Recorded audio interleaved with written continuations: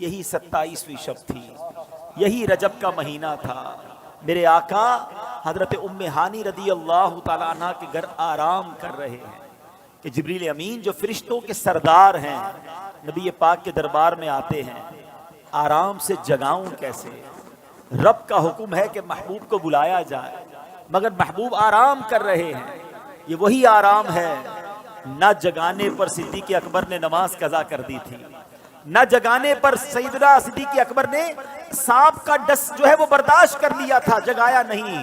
اور مولا علی نے دیکھا کہ عصر کی نماز جاتی ہے تو چلی جائے، آقا کے آرام میں خلل نہ آئے، اب جبریل امین کو جگانا ہے۔ اللہ اکبر، بلاوا رب کی طرف سے ہے۔ تو اعلیٰ حضرت نے گویا قصیدہ معراج میں کہا کہ فرمایا یہی سما تھا کہ پے کے رحمت، خبر یہ لایا کہ چلیے حضرت، ذرا سمجھیے گا بات کو، کیا خبر لایا کہ چلیے حضرت تمہاری خاطر کشادہ ہیں۔ کیا کشادہ ہیں؟ جو کلیم پر بند راستے تھے۔ نبی پاک کو حتیم میں لایا گیا، وہاں نبی پاک کے سینہ اقدس کو چیرا گیا اور اس میں نور کی برسات کی گئی، حکمتیں داخل کی گئی، پھر سینہ اقدس کو بند کر دیا گیا۔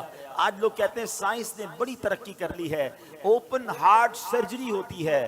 سنو، 1450 سال پہلے ایک بار نہیں، نبی پاک کی 4 بار اوپن ہارٹ سرجری ہوئی، مگر یہ کیسی سرجری تھی؟ نہ کوئی تکلیف ہے، آقا دیکھ رہے ہیں کہ دل کو باہر نکالا گیا ہے اور نبی پاک کے سامنے نور ڈالا جا رہا ہے۔ اللہ اکبر، یہ بھی نبی پاک کا معجزہ ہے۔ اور پھر وہ سفر شروع ہوتا ہے۔ اب نبی پاک مکہ پاک سے بیت المقدس جاتے ہیں۔ سبحان اللہ، بیت المقدس کا سفر یہ براق پر کیا جاتا ہے۔ نبی پاک علیہ الصلوۃ والسلام اب پہنچتے ہیں اس جگہ پر جسے ہم بیت المقدس کہتے ہیں۔ بیت المقدس ویسے بھی دیکھنے کی بڑی تمنا ہے، لیکن جب سے یہ پڑھا ہے اور جب پڑھتے ہیں ایک دل میں عجب تمنا جاگ اٹھتی ہے۔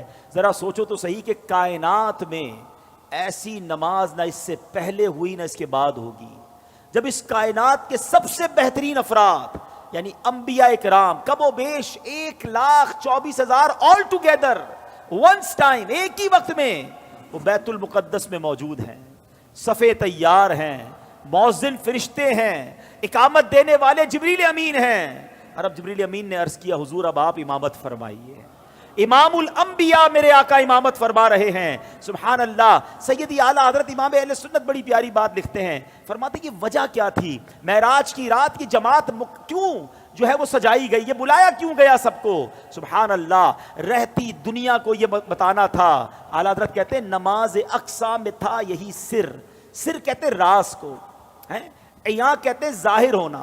فرماتے نماز اقصا میں تھا یہی سر، یہی راز تھا کہ عیاں ہو مانائے اول آخر، پتہ چل جائے دنیا کو کون اول ہے کون آخر ہے دست بستہ پیچھے حاضر، سارے ہاتھ باندھے کھڑے ہیں، کون؟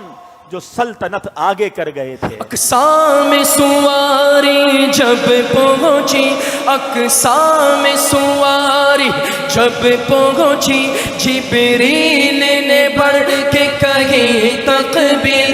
اقصا میں سواری جب پہنچی، جبریل نے بڑھ کے پڑھی تکبیر۔ نبیوں کی امامت اب بڑھ کر فرماتے ہیں، اللہ اللہ کہو، اللہ اللہ اللہ اللہ اللہ اللہ کہو، اللہ اللہ۔ اب نماز سے میرے آقا فارغ ہوئے، اب آسمان کے سفر کی تیاری ہے۔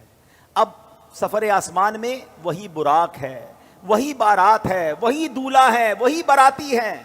آن کی آن میں پہلا آسمان آ گیا، اور اللہ کے حبیب کا یہ سفر کتنا فاسٹ ہوا، نبی پاک آگے بڑھتے گئے، اب سدرۃ المنتہا آ گیا۔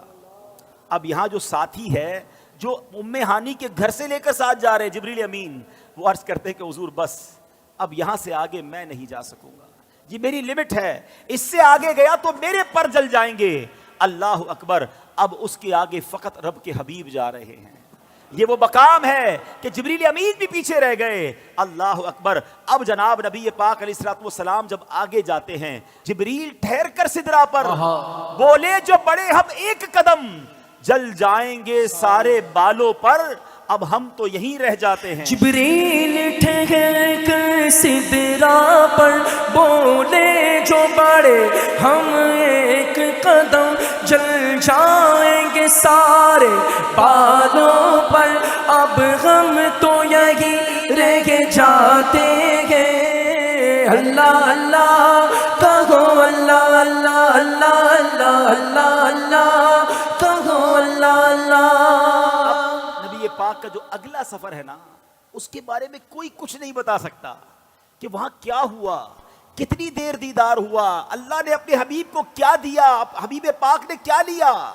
وہ ایسی راز کی باتیں ہیں، وہ ایسی کرم کی باتیں ہیں کہ جتنا اللہ کریم نے قرآن میں بتایا اور جتنا حبیب پاک علیہ الصلوۃ والسلام نے ہمیں آ کر بتایا، اس کے علاوہ کوئی اس کے بارے میں نہیں جانتا۔ تو اب یہ وہ سفر ہے میٹھے اسلامی بھائیوں کہ جب نبی پاک علیہ الصلوۃ والسلام یہ سفر کر کے واپس آئے، یہ عظیم سفر ہے، جنت کے طبقات دکھائے، جہنم کے مشاہدات کیے، آل ٹوگیدر جب یہ سفر کر کے نبی پاک واپس آتے ہیں تو آج لوگ کہتے ہیں جناب کہ بڑی سائنس نے ترقی کر لی ہے، بڑا مہینوں کا سفر دنوں میں، دنوں کا سفر منٹوں میں طے ہوتا ہے۔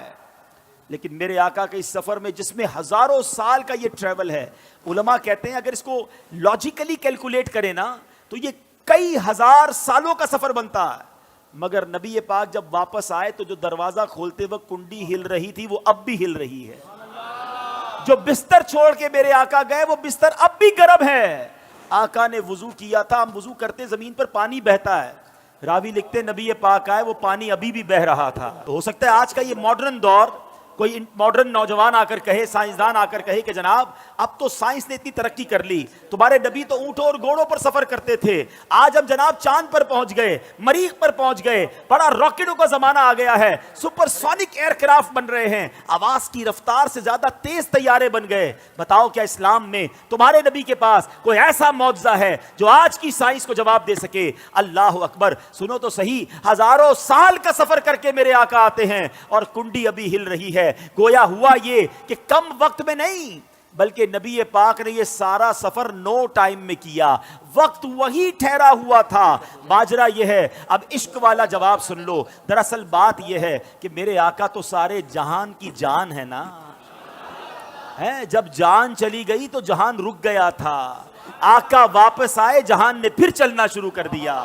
اعلیٰ حضرت کہتے ہیں نا وہ جو نہ تھے تو کچھ نہ تھا، وہ جو نہ ہو تو کچھ نہ ہو، جان ہے وہ جہان کی، جان ہے تو جہان ہے۔